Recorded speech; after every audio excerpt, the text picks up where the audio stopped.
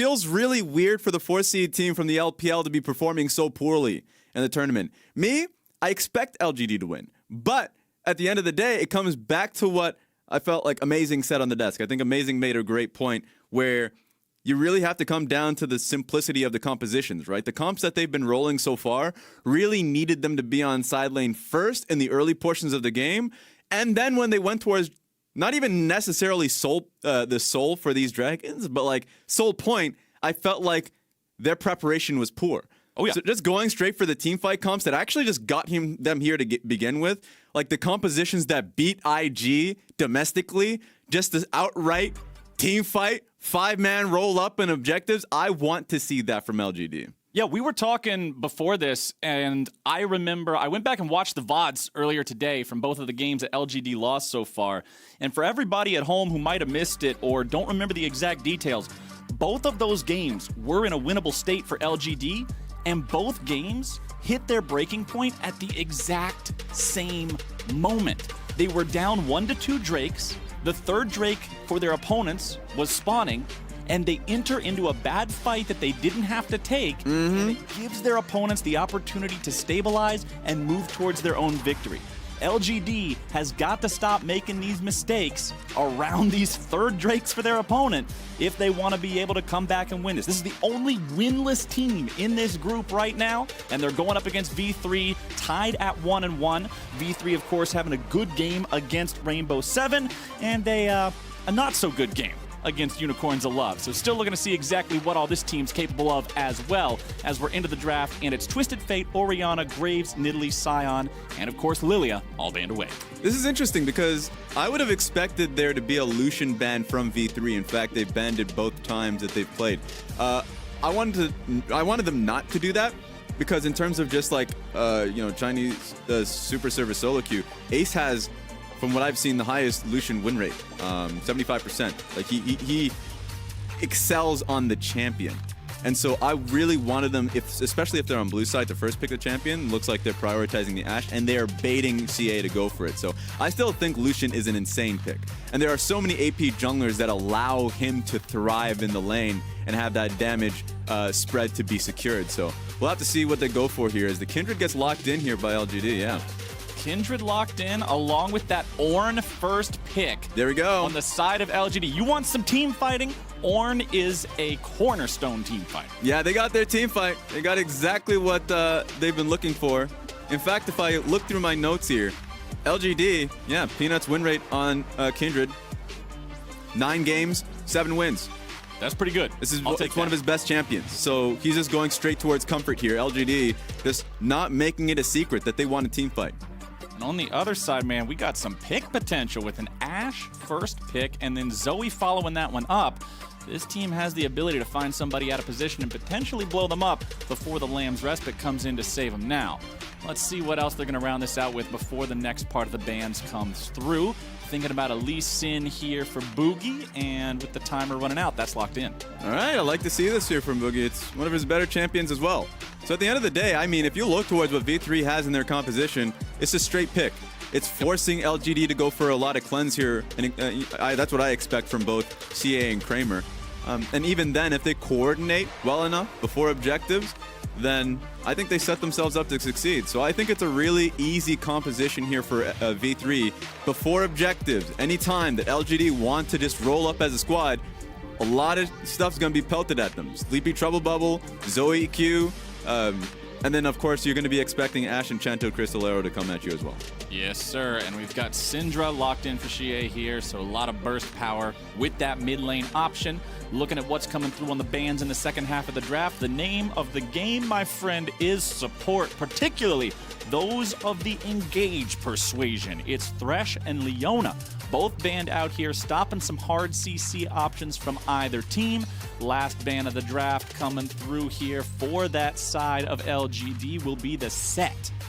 I wonder if the Tahm Kench is going to be banned here, because if you're going into the composition that V3 have, I would expect for Mark to actually go towards that. You have enough, you haven't like Look, in the engage department, it gets a little spotty because you don't want your initial engage necessarily to be the Ornn. Yep. But they have quite a few already. They have Syndra pick options there. You can actually just, if you have strong enough vision, what you have in front of you is good enough. So we'll see what they end up going for. Potentially a Jhin as well that's still left up and available. Yep. So I think a Tahm Kench would be fine here. We'll see if they decide to go for that. Of course, they will get last pick of the draft, so might save that support choice for all the way towards the end. And hey, there it is. Almost like this is your job, Raz. Almost like you are both a professional commentator and a coach and know how these drafts work. Yeah, there's just so many utility AD carries available, and that's not even accounting for the Senna that's still there, right? So, I mean, the Jhin is a strong one, and I think I love the fact that they're holding support for last pick because they do want priority through their bot lane. If you're going to be picking up Ornn, you're expecting that Ornn's going to get shoved in. If you're picking up the Syndra, as strong as she is individually, that's not going to be enough to keep you a sound state of mind. So a strong bot lane is what LGD really needs right now. Let's see what the last pick of the draft here for the side of V3 will be, though. Also waiting on that very last pick to go for their support. Will be laning with an Ashe, who is a very proven and powerful laner in her own right, but does need some good setup. Not surprised at all to see this coming in. Oftentimes, Braum is drafted against Ornn just for the sake of blocking the ulti, the power of the Unbreakable at stopping that Ram from coming in and throwing everybody up into the air. Yeah. Cannot be underestimated. So that one's locked in. Makes sense for Reyna. And I'd love to see a mage support here. I know that the Bard gets locked in. Morgana was another option that would be really good. And this is exactly what you want out of your support counter pick. That's why you hold that for Mark. Mark has been, for me, throughout his career, I mean, if I look at LGD's lineup, veteran, and then Mark's been there for a little bit, right? He's not a rookie per se. He's been there. He was with Dominus earlier on in his career, but he hasn't had the international experience. And so the fact that they're able to have the faith in him and have the faith that they can rely on their bot lane to be their, I guess, priority and like center point of the early game, I think is nice to see. And they're going to need it too, because this is crunch time for LGD. They need these wins. Yeah, when you're looking at how this all shakes out, remember, group stage here for play-ins, best of one round robin. There's 5 teams in each group, so that means you're playing 4 games. After the first 2 games, LGD has no wins. Yeah. And LGD still has to play against the Unicorns of Love, who have been looking pretty good in their first 2 couple of games. I would say out of the 2 games that LGD has remaining, this is the easier of the 2. If they lose here and go 0-3, it's looking pretty sketchy for their chances here in this group, which I don't think anybody was expecting heading into this. Yeah, and power is out of their hand if they lose this game. Because at the end of the day, head-to-head doesn't decide who moves forward. Because if you're tied, let's just say in a theoretical position where let's say Rainbow 7 and LGD are tied for 1-1, and last place kicks you straight out of the tournament, right? Yeah. Being tied and head-to-head advantage just means that you get side selection for the tiebreaker. Right. So thank God, like that is, you still have that second chance, right? Yeah. But LGD needs to get things sorted now. They don't want to be put in that position where they have to claw their way back. And V3, they're tasting blood. Oh, yes, sir. V3 have the opportunity here to put LGD on death's door and put themselves in a nice spot at the same time. Remember, this team was able to very handedly take down Rainbow 7. Of course, up against Unicorns of Love. Unicorns were steamrolling them there for a while. It got a little, what's the word, wacky towards the end. But overall, I still think we're kind of trying to gauge the power of V3.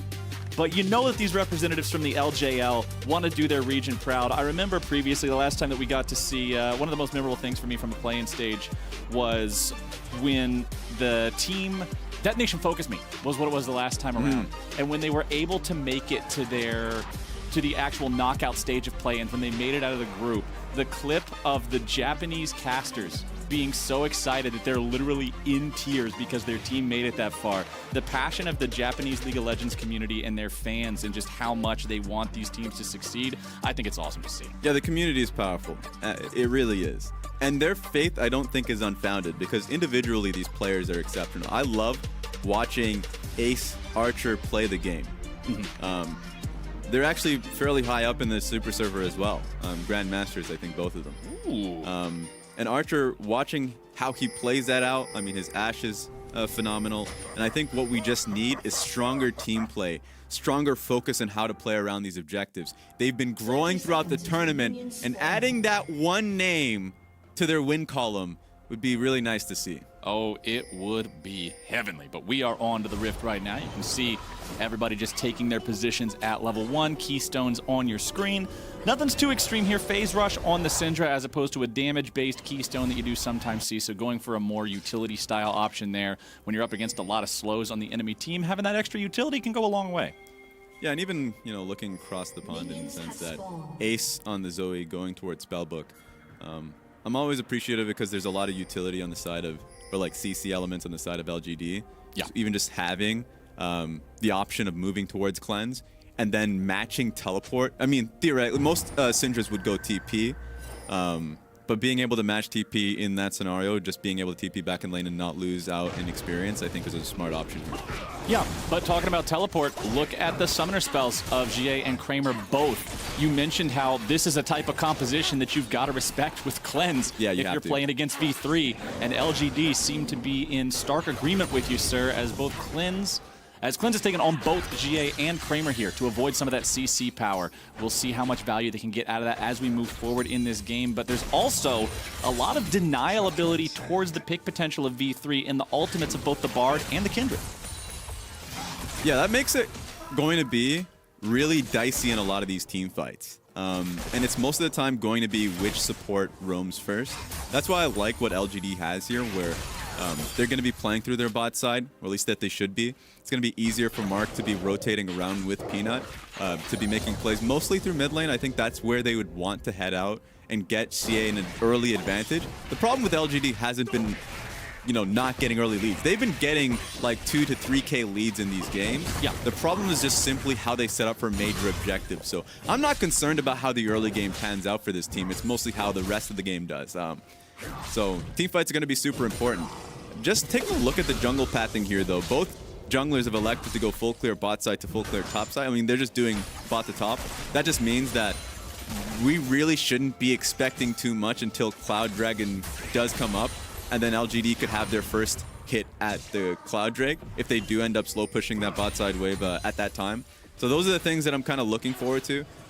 I like what I see from Long Sing because recognizing that the jungler is going to be topside, he doesn't want to get ganked, ends up poking his head out when the wave's starting to crash up against his turret. So like these are things that I think are really nice.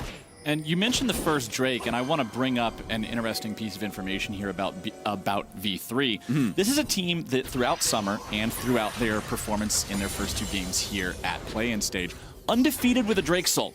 If they get the Drake Soul, they do not lose. And because this team is able to prioritize those Drakes and win when they properly do so, that's what I found so interesting about LGD's losses when watching the VODs back and seeing how the loss condition or the point of the game getting away from them was at those Drake fights both times.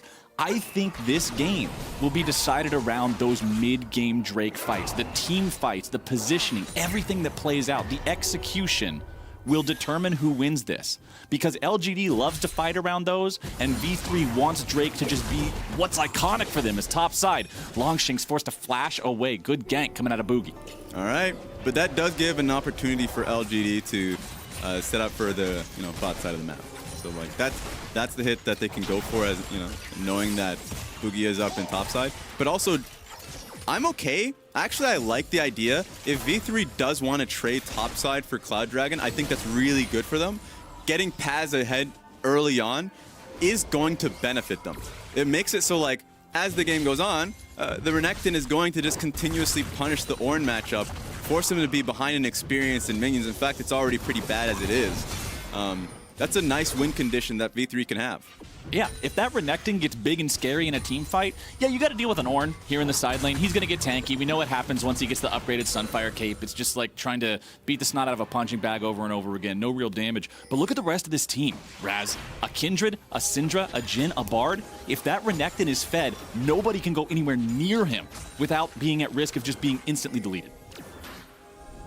Now, Mark's clearing out some vision here in the bottom side river. You'll see him be able to pop that ward, grab himself a level. Mark on the bar. This is one of those champions that you really look at players to get a lot of roaming done. Get out there and affect the map. Also having Kramer on the Jhin, who can farm up pretty effectively there with the grenades. So Yeah. we'll see how well we track Mark and how much he gets himself all over the rift here as things are proceeding forward. Wants to drop down a little vision in the enemy jungle just to make sure that if Boogie pays a visit down to bottom lane, they're going to know plenty ahead of time. So what I like about the setup that LGD has towards this bot side of the map is that early base that came through from Kramer worked out well for him. Got an item advantage. At some point, Archer, with no mana, does have to go back to base. And the full control that LGD have towards the bot side means that when they do get an idea of Archer and Rhina basing, that they can go for the early dragon and just start looking for dragon stacking. I think that's a good idea for the team. Peanut does elect to go top side though, so let's see if that's worthwhile, because I think this is a really good window to be on dragon. Look at how fearless Peanut is in this 1v1. He has the Skirmisher Saber completed, which gives him the red smite. Boogie opted to go for strictly stats in terms of his first purchase, as opposed to the jungle item enhancement, so he does not have the extra power of the Summoner spell. But now we might have ourselves a 2v2. Ace takes some damage there in the mid lane, but now we've got more bodies coming down from both sides. Oh, Raz, this could turn into a mess real fast. Mark has shown up. It looks like it's control over the topside river here for LGD. V3 decides they want nothing to do with it. Yeah, game of chicken. In fact, LGD even put Kramer towards the top side of the map to secure it. That's the fun thing about LGD, or at least LPL teams in comparison to the rest of the world, is that like the smaller objectives that you feel like are completely, you could dismiss them, you can give them away. That's just a crab. Don't worry about it. They all in. Nope. That's a crab, and we ain't giving it up. Yeah, That's they want Peanut to have that advantage early. He's had both Scuttle Crabs now, and so, you know, an early dragon that I thought that LGD have done a great job to secure, to set up, they decided to give it away so Peanut could have the early advantage and experience. So I'm not personally a fan of it. No, I don't. It can go a long way if, you know, if Peanut does elect to kind of time like Raptor camps and all that and try and punish Boogie a little more.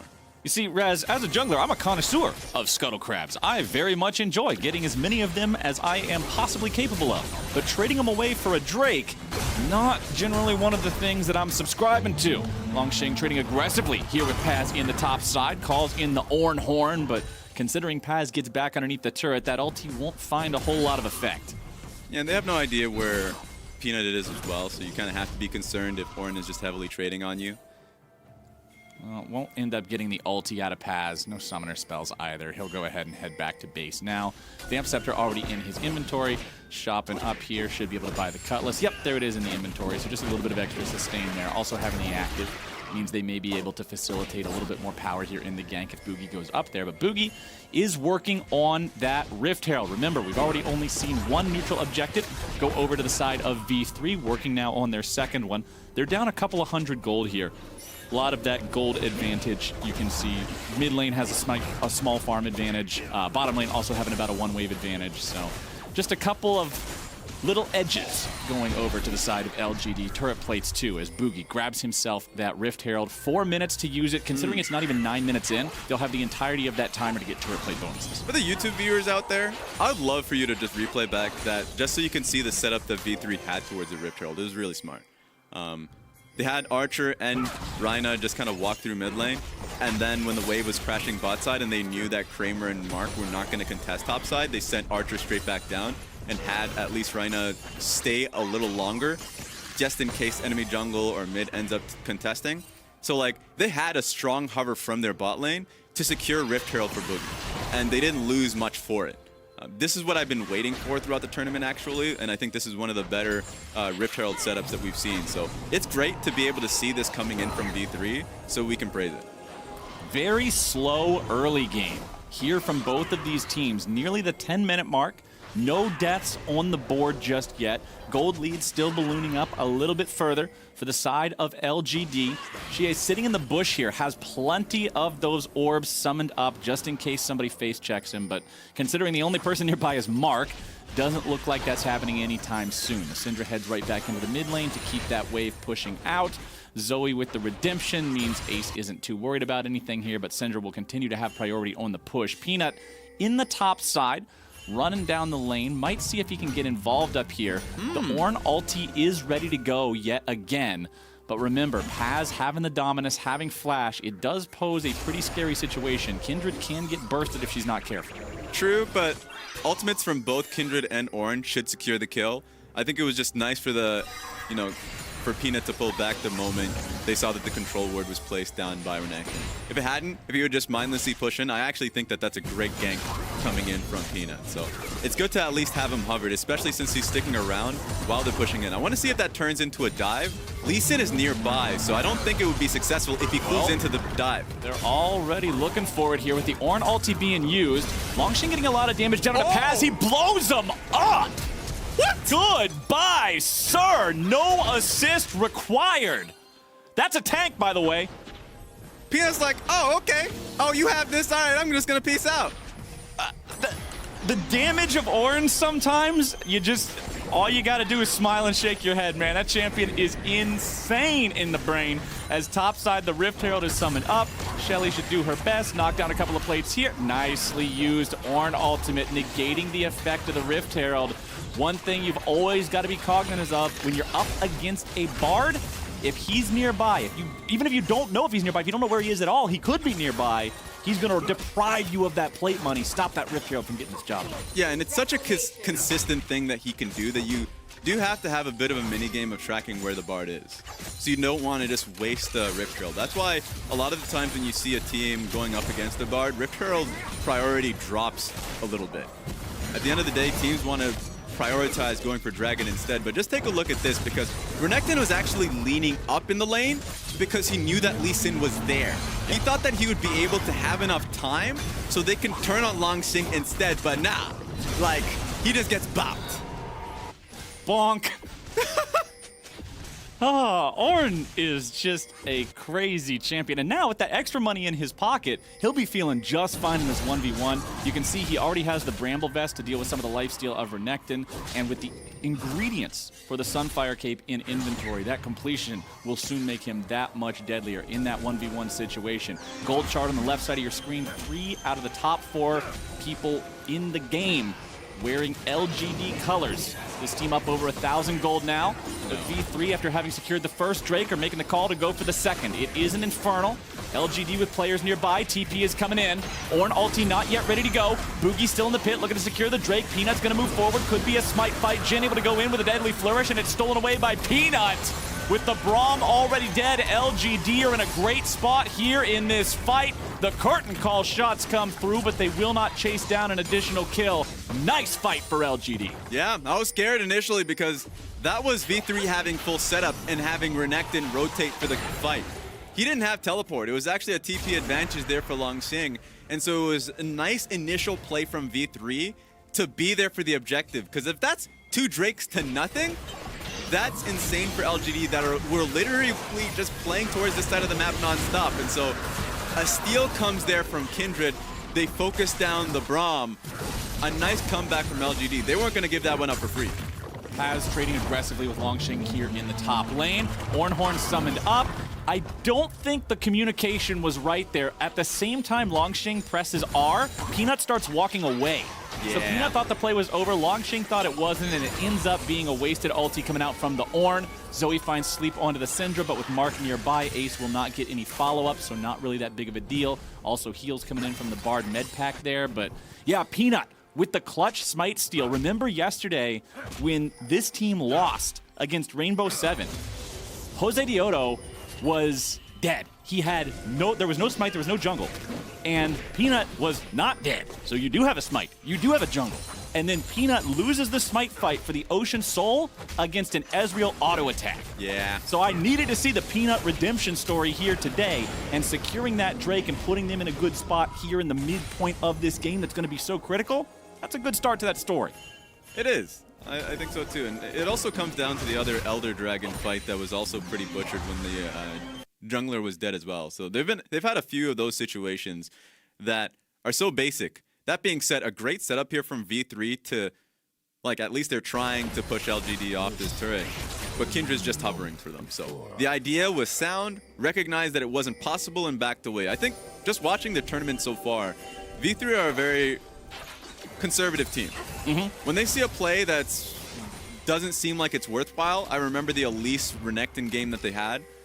They didn't want to necessarily go for a top lane dive when it didn't seem like it was like a guaranteed kill. They backed away from it. They had full faith that they would have the team fights later on. They didn't want to butcher a simple play in a best of one environment. That's what I've recognized. So this is another example of that from V3. Well, LGD are deciding to force down the mid lane tier 1 turret here. That will be the turret picked up for them. First turret of the game, building the lead up to almost 4,000 gold at 15 minutes, Raz. Boogie picking up the blue buff, but now he's going to pay for it with his life. The damage comes through. See ya later. GA picks up the 3rd kill of the game for LGD. Maybe sticking the Bard ultimate at that point. I don't know. That's a deadly one. And I love the fact that all of this is happening post 14 minutes, because even though Ashe is electing to stay bot side so they can take the turret, great. Obviously, you're not going to be able to get turret plates for that. I think LGD gets a huge benefit of not only being able to take mid lane turret, which is great for being able to take both sides of the map, by the way. Yeah. And then being able to take Rift Herald. LGD, man, great early advantage here for this team. I didn't get to comment on it earlier when it flashed on the screen, but turret plate comparison when it came up. 2 plates taken by V3, 6 from LGD. So getting a couple more kills worth of gold value just out of their plate presence. Let's take another look at how much damage this Syndra did. Bonk. Oh, you hate to see it, man. He thought he was going to get... I think the last orb was hidden in the trees. It just came spinning at him out of left field, and he didn't know that that other one was still on the way. Oh, it's a feels bad, man. Yeah, it's tragic. Especially since they had no idea that Lee Sin was going to be there. He was hunting for a blue buff. He was the bonus. They came for the blue buff. That was the pinata. Lee Sin was a candy inside, and they just ended up getting the whole kit and caboodle, man. That was just not good stuff for V3. Unfortunate. Next Drake is spawning in under 45 seconds now. We're at 1-1 in the Drake count between the teams. Take a look at this. Oh boy. This is V3 taking another full setup on the Dragon, by the way. Last time LGD stole it, they weren't having the initial control. CA has to go cross-map from top lane. They have to fight for control. This is a good position from V3. Bard ult came through. Flash is going to stop that from doing its job. Curtain call opens up. Reyna going to eat the first shot. Second one dodge. Third one hits. Fourth one miss. Now LGD is continuing to press forward. They've got their Ornn ulti ready to go. Kindred also having the ulti. Bottom lane has used theirs. Rift Herald's going to be summoned up back in the jungle just sort of as a distraction, marching over towards the mid lane tier 2, given something else to think about. Ornn gets hit by the Sleepy Trouble bubble, immediately woken up there. However, oh no, it wasn't even woken up. He buffered it with the W. Very nicely done, but now the Drake is going to be started off by V3. And that's looking. This team does not want to surrender this objective. There's a ward on it. Peanuts over the wall, looking to come in and steal once again. Nice brawn block on the Ornn horn. Lamb's Respite comes down, back over the wall. Nice kick onto Peanut. He's going to be forced out of the pit, but now the Drake is slain by Archer as they're looking to go even further. Mark falls. It is a 1+ Drake for nothing, and V3 plays the fight wonderfully. They get rid of Peanut, they kick him out of the pit, and then they take the fight to LGD. V3 is looking like the smarter team of the two. And they have CA in no man's land. Just take them down. Oh, Reyna goes forward. He tries to get a little bit of a slowdown to set up the play onto Xie, but the rest of the team is not where they need to be in time. Ace gets the Sleepy Trouble bubble. See ya later. Archer lives up to his name and puts an arrow through their heart. 3 games in a row, and expectations must be changed of LGD. V3 is taking it to them. It may seem close, and it is, but this is 2 Drakes in a row where it's V3 that gets the setup advantage, and this time they're not going to allow Peanut to just walk into the pit and smite away the dragon. Yep. Well done there by them, taking advantage of the fact that, yeah, Kindred places the ulti, and then the ulti's not moving. But Lee Sin can look at Kindred and say, yeah, but you are moving. And then as soon as Kindred is yeeted out of the dragon pit, all of a sudden life becomes very easy, my friend. It was Archer who was able to secure the Drake. It was Archer who managed to get both kills in the fight. And Archer is this rookie player who there's so much pressure on him to perform in these situations. When you've got a composition where you're putting him on this champion that's been so popular in the meta and it's able to do so much and it's a strong laner, you'll want to see him pop off. And hey, 2 free kills in his pocket, fuel for the fire. Yeah, even in their loss versus Unicorns of Love, Archer for me was a standout in that game. I think Archer has showed the world so far in this tournament that he is an insane AD carry. And if you put resources into that man, he will fly. So V3 should have a lot of confidence. As long as they are together as a team and consistently play the way they have been playing around these Drake fights, that's an Ocean Soul, by the way. Once again, LGD will be put down by the same Drake Soul that a lot of players just say it's a GG sign. It's so difficult to deal with that when it comes online.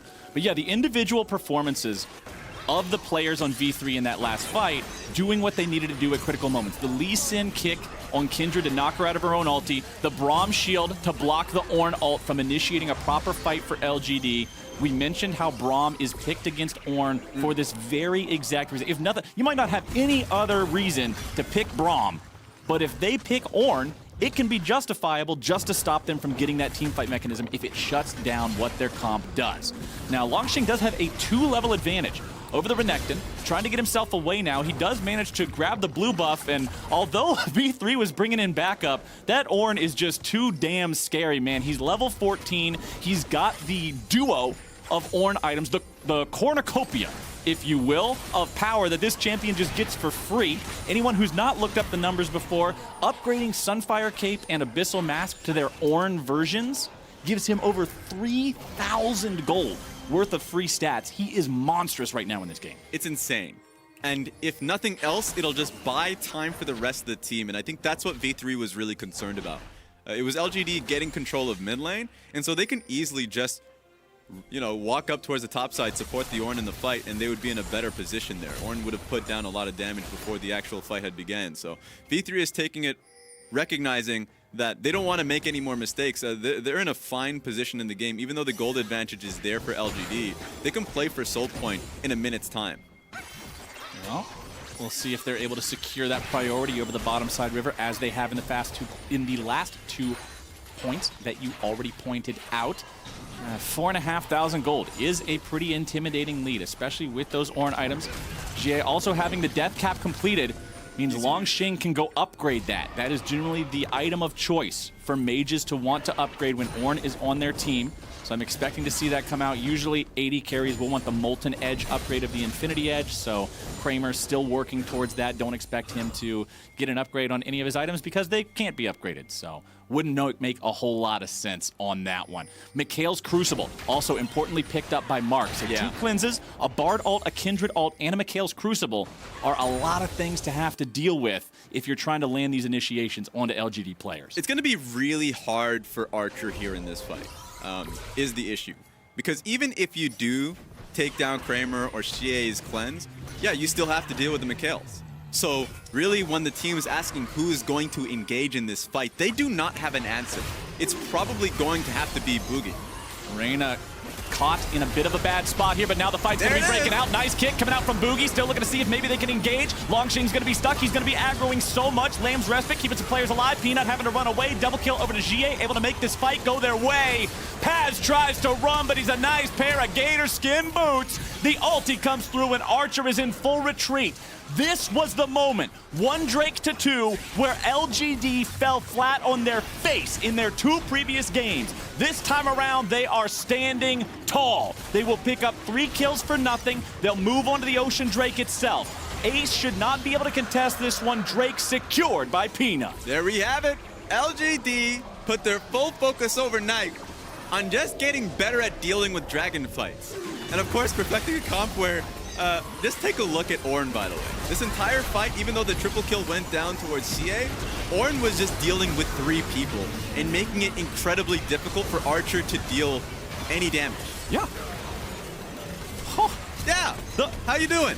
Longxing got shot, if you consider each focus fire as 5 shots, because that's what they are, he got shot like 70 times in that team fight, and he's still not dead. He pretty much looks like Swiss cheese, but it does not matter because he's Ornn. Because he's got 2 Ornn items. Because he can just sit in the team fight and take a shower in projectiles. It does not matter. The champion is so incredibly strong. And now LGD with a 5,500 gold lead, with a tied up dragon count, having surpassed the point in the 2 previous games where they lost control. are sitting in a really good spot 25 minutes in. As this Ornn continues to get levels, more items will be upgraded. The Black Cleaver upgrade on Kindred was actually what he went for with his first team upgrade at 14. Now at level 15, should be able to upgrade the hat for the Syndra, or might be waiting until Kramer gets that Infinity Edge to give that one a +1 instead. Mid lane push coming through, but remember, LGD have a 4-to-1 turret advantage. That tier 2 is not even standing. Yeah, I would have loved Longxing to actually give that to the Rabadon's Death Cap, because there's no AP, like he's the sole AP on LGD squad. He is so far ahead, and the magic resist is non-existent from the side of V3. Like that would just be a Syndra solo carrying a game essentially. I mean, it's still going to happen once you level up if you're Longxing, but for me that's priority number 1. Oh, for sure. As soon as they're in the same part of the map, I think it's probably just because he has the second upgrade ready to give. Yeah. So I think it's just the fact that they aren't next to each other yet.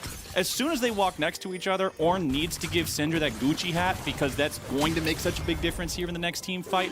As Paz finds himself in a bad spot. Nice Bard ulti onto 2. Mark looking to set it up. There's your binding spike starting off. Paz on the front lines, but is he tanky? I don't think so. Kramer puts a bullet in his back, and now they're going to keep on chasing.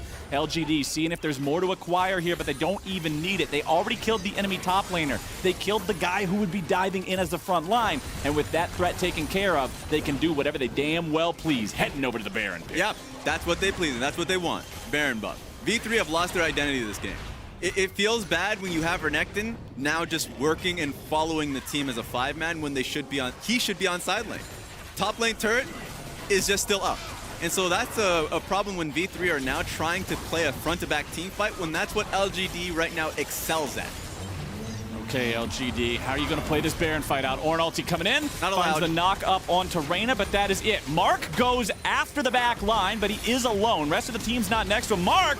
Mark, no! Mark! Archer gets a killing spree as Mark is just way too far past the rest of the team. Xie using the cleanse to get away from that sleepy trouble bubble, grabbing himself an energy drink, waking up immediately as V3. They get a pick onto the enemy support. A little bit too hyphy there from Mark. But LGD are still in an all right spot, or are they, Raz? V3 are saying, we saw you get back to the base. We're going after the Baron now. Peanuts over the wall. This could be a big moment. Smite fights like this define games of League of Legends. Baron down to half HP. LGD has arrived. Surely V3 does not go all the way for this. No way. They're looking to just blow up Ace, and he's already out of the picture. Now can they find any more? It's the Kindred already down. Peanuts out of the picture. That was a critical error there. Now let's see if they can find anything else off the back of it. V3 kiting away. Longxing at half HP. Boogie's over the wall. Boogie has his flash very soon. Might be able to make some sort of a play, but does not have it right now, meaning there's no chance to really do some sort of a flashy kick. They want to get away from the curtain call. Third shot hits Paz. Fourth shot goes into left field. Longxing coming around from the side. Xie's there as well, but now Boogie's joining in, able to go for the kick, looking to start things off. Paz is going to be killed off. Xie's still alive. Double kill over to Kramer, looking to find even more. Rat-a-tat-tat, fire the gat. Mark grabs the kill into Boogie, and everybody on B3 is annihilated. A triple kill for Kramer. Get on back into the Baron pit, LGD. Take your prize. And they're right back to step 1 and claiming that Baron. A wild series of events for both teams, honestly, because it was initially Mark finding himself at the wrong stop. Oh, hi, Mark. He was randomly in downtown LA. He's like, wait, I didn't want to go. Oh, no. I didn't want to go here.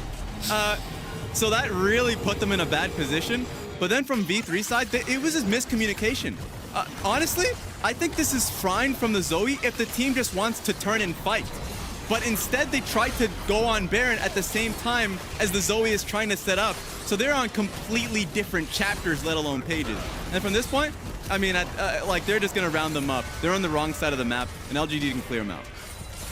You can see them try to regroup. They know what's coming. Yeah. Doom is inbound, but they have to try to do something about it. I like the attempt from Boogie trying to kick Xie into the rest of the team, but the damage just wasn't there. And then, man, Kramer just gets paid over the course of this, and we aren't done yet. Paz goes into the Dominus. As we see a lot of damage down onto Peanut here once more. Pops the Lamb's Respite in time, having to flash away, keeping himself alive. Paz goes down first, Reyna on the retreat. Ornn looking to follow up. There's your damage. See you later. Godlike! Kramer, bow down and worship, baby. The man is doing some moves right now. Boogie picks up the kill into Peanut. Everybody just disappears before your eyes like some sort of magic trick. Boogie, the last man standing, but Kramer is spinning that thing around. He does not want this dude on his feet for long. Fourth shot. You are done, my friend. Longshing in the mid lane, looking for Ace here. He's the last dude alive on the side of V3. LGD, they gotta be hungry for this first win. I expect him to send it home very, very soon. As that mid lane inhibitor turret falls, mid lane getting shot to pieces. Kramer doing a lot of work here on this Jhin. 8-0 and 5. 10K gold lead here for LGD. Yeah, and they don't want to make any more mistakes, so it's smart from them to just head back to base and set up these matchups. So we didn't get to see the full setup as we come back, and it was just honestly V3 trying to take this fight, thinking that they can get the pick on towards Peanut. Peanut had ultimate. I mean, sure, he gets kicked at the very end of it, but it's just so difficult to take a fight into this team. And then off to the side, you can see over the wall. Okay, Boogie comes in. He cleans up Kindred. But that is that's a small reward for a real big price, my friend. The price has been paid. LGD has been paid. 4,000 damage dealt by the Syndra, 3,500 by the Jhin in that last fight. I think Boogie's kick healed Longshing. If Longshing had 3,500 HP, he now has 3,501. It just gave him more health. He's so damn tanky as Xie and Peanut are set up here in the bottom lane, taking down the tier 2 turret. 16-6 your kill score in this game, as now they're marching down, trying to open up their second lane of super minions. Stun down onto Ace, who barely gets himself away there. If that deadly flourish hit, they might have just pulled the go button on that. Volleys fired off by Archer. Baron buffs still around for a couple more seconds. Should be enough to take down this tier 3 turret.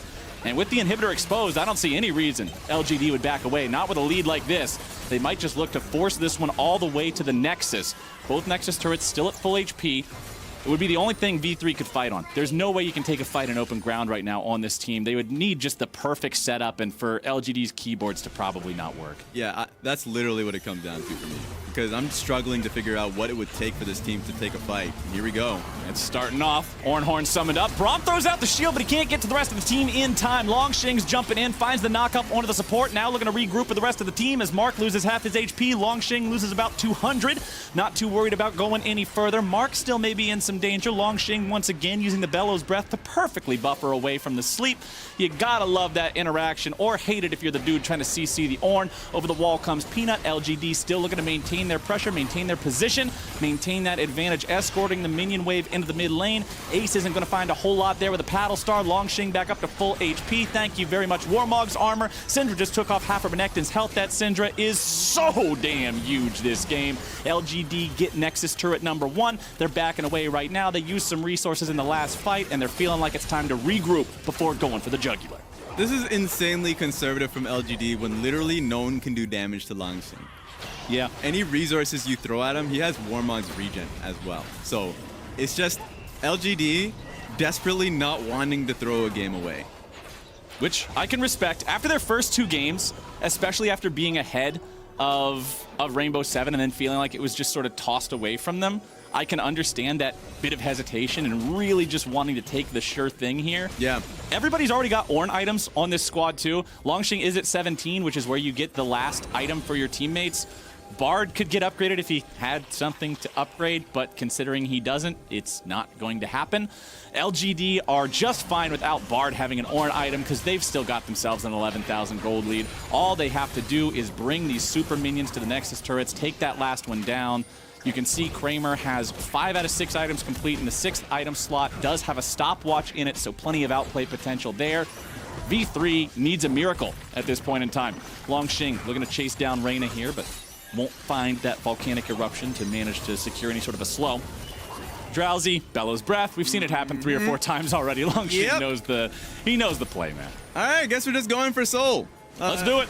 V3 right now just needs... Boogie? Okay, well, Boogie, I don't think this is where you need to be, my friend. Ace tries to get away from Kramer, who's in hot pursuit. Meanwhile, it's going to be a 4v4 back in the mid lane instead. Cameron, go back to the left, please. I got to see the rest of the fight as Bar's looking to find some CC down into Boogie, looking to get himself away. Dragon secured over by Peanut instead. Paz trying to find some damage down into GA as Longshing's going to be stuck in the middle of 3. They finally kill the unkillable. It can be done. Miracles are performed as GA kites away, trying to find a little bit of damage. Boogie grabbing himself a double kill onto the support and top lane of the enemy team.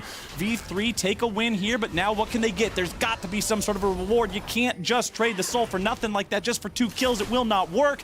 Kramer and Peanut, double marksman squad, going after the base now. There are still 4 players left alive on the side of V3. It was a 1-for-2 overall. Ocean Soul also now on the side of LGD. V3, yeah, for the first time in a long time, they got an advantageous kill trade, but at what cost? LGD pushing down the tier 2 turret there in the top lane. Arrow makes a beautiful field goal, but unfortunately those aren't worth any points in League of Legends. Paz coming around from behind, running like a bat out of hell. The Gator got his Nikes on as Peanut tries to kite away now, and Paz just bites off more than he can chew. That is a nearly full build Jhin, and you are not in the kind of spot to be able to contest that one. One single shot, 50% of Boogie's health bar, and Ornn has returned. Kill him once, and now he's just the same thing, but he's mad. Peanut shows up, grabs the kill onto Paz, and with the enemy top laner down, we'll see what else LGD is able to find here. Ace loses half his HP. Peanut still burning away here a little bit, could be in danger. Boogie with the sonic wave over the wall, won't find the mark. He wanted to just try to assassinate him there at the very end, as the inhibitor falls again in mid lane.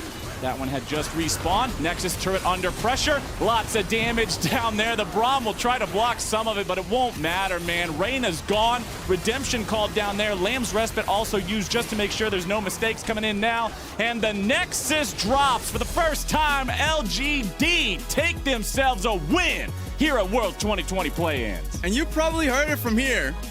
The biggest sigh of relief from Peanut that they do have a win on that column.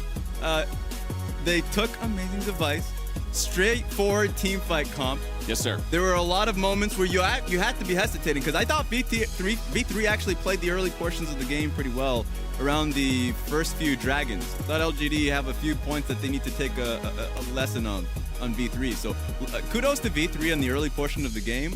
But the moment the team fights were starting to etch over towards LGD, Shea was getting massive. It's just way too hard from that point. You're trying to be creative too, so you can give him that. I got 4 reasons that the LGD won that game. O-R-N-N. The champion just completely smurfed every aspect of the game. From the solo kill on the top side. Yeah, both junglers were hanging out nearby. Renekton's dead on the floor by the time either of them managed to get in the lane, because he wasn't ready